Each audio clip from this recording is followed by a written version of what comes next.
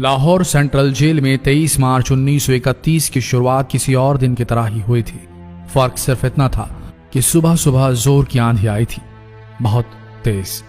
लेकिन जेल के कैदियों को थोड़ा अजीब सा लगा जब 4 बजे ही वार्डन चरत सिंह ने उनसे आकर कहा कि वो अपनी अपनी कोठरियों में चले जाएं। उन्होंने कारण नहीं बताया था। उनके मुंह से सिर्फ ये निकला कि आदेश ऊपर से है। अभी कैदी सोच ही रहे थे कि माजरा क्या है। जेल का नाई बरकत हर कमरे के सामने फुसफुसाते हुए गुजरा कि आज रात भगत सिंह, राजगुरु और सुखदेव को फांसी दी जाने वाली है।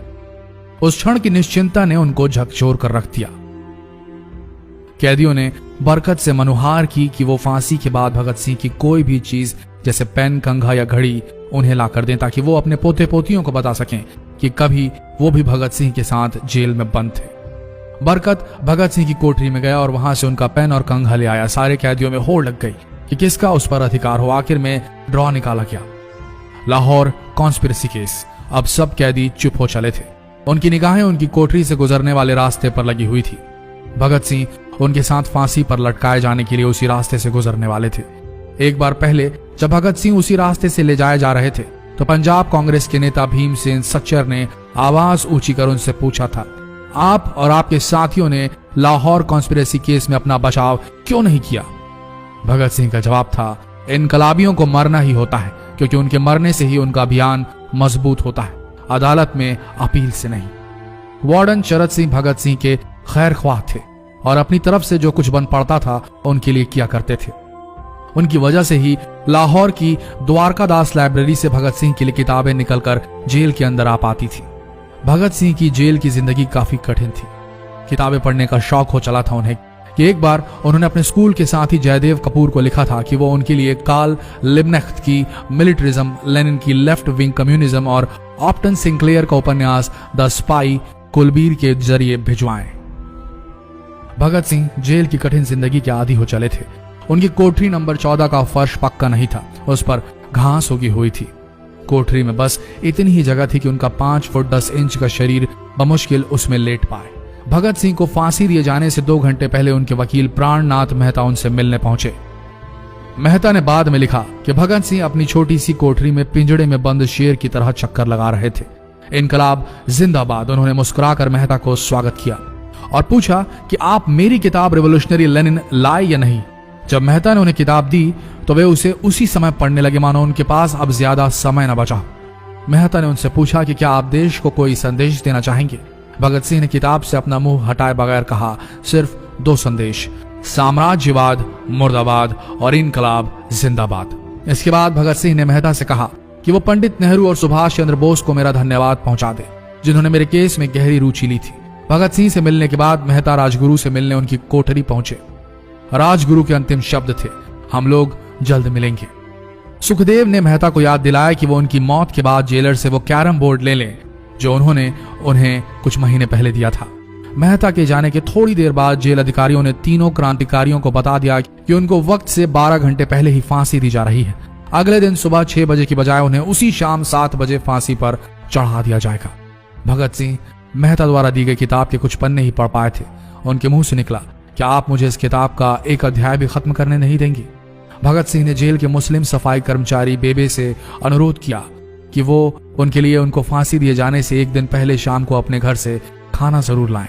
लेकिन बेबे भगत सिंह की इच्छा पूरी नहीं कर सके क्योंकि भगत सिंह को 12 घंटे पहले फांसी देने का फैसला ले लिया गया और बेबे जेल के गेट के अंदर ही नहीं घुस पाए। थोड़ी देर बाद तीनों क्रांतिकारियों को फांसी की तैयारी के लिए उनकी कोठरियों से बाहर निकाला गया। भगत सिंह, राजगुरु और सुखदेव ने अपने हाथ जोड़े और अपना प्रिय आजादी गीत गाने लगे। कभी वो दिन भी आएगा कि जब आजाद होंगे हम, या अपनी ही जमीन होगी या अपना आसमान होगा। फिर इन तीनों का एक एक करके वजन लिया गया। सबके वजन बढ़ गए थे। इन सब से कहा गया कि अपना आखिरी स्नान करें। फिर उनको काले कपड़े पहनाए गए लेकिन उनके चेहरे खुले रहने दिए गए। चरत सिंह ने भगत सिंह के कान में फुसफुसाकर कहा कि वाहे गुरु को याद करो। फांसी का तख्ता भगत सिंह लिए बोले, पूरी जिंदगी मैंने ईश्वर को याद नहीं किया। असल में मैंने कई बार गरीबों के कलेश के लिए ईश्वर को कोसा भी है।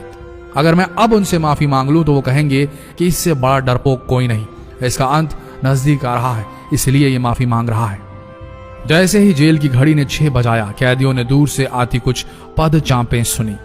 उनके साथ भारी बूटों के जमीन पर पड़ने की आवाजें भी आ रही थी। साथ में एक गाने का भी दबा स्वर सुनाई दे रहा था।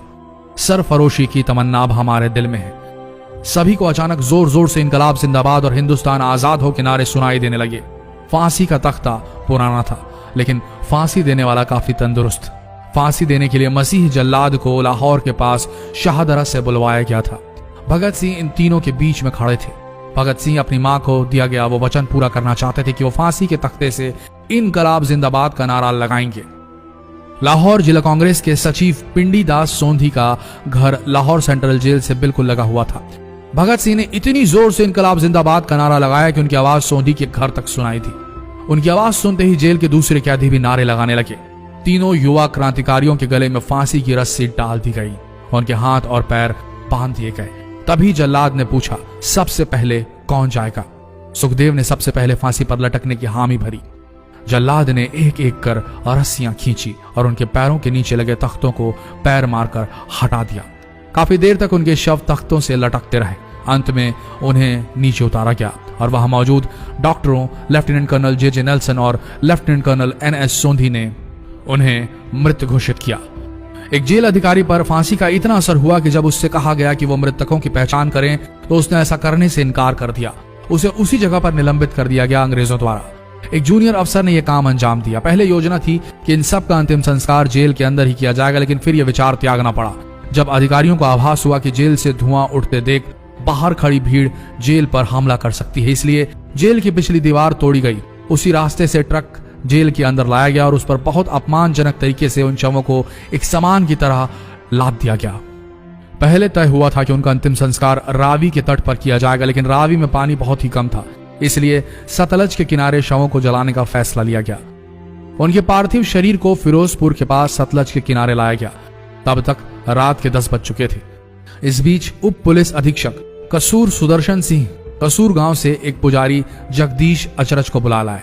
अभी उनमें आग लगाई ही गई थी कि लोगों को इसके बारे में पता चल गया। जैसे ही ब्रितानी सैनिकों ने लोगों को अपनी तरफ आते देखा, वो शवों को वहीं छोड़कर अपने वाहनों की तरफ भागे। सारी रात गांव के लोगों ने उन शवों के चारों ओर पहरा दिया। अगले दिन दोपहर के आसपास जिला मजिस्ट्रेट के दस्तखत के साथ लाहौर के कई इलाकों में नोटिस चिपकाया गया, जिसमें बताया गया कि भगत सिंह, सुखदेव और राजगुरु का सतलज के किनारे हिंदू सिख रीति से अंतिम संस्कार कर दिया गया है। तो ये थे भगत सिंह की जिंदगी के वो 12 आखिरी घंटे। जितना हो सके इस संदेश को पूरे देश में पहुंचाएं।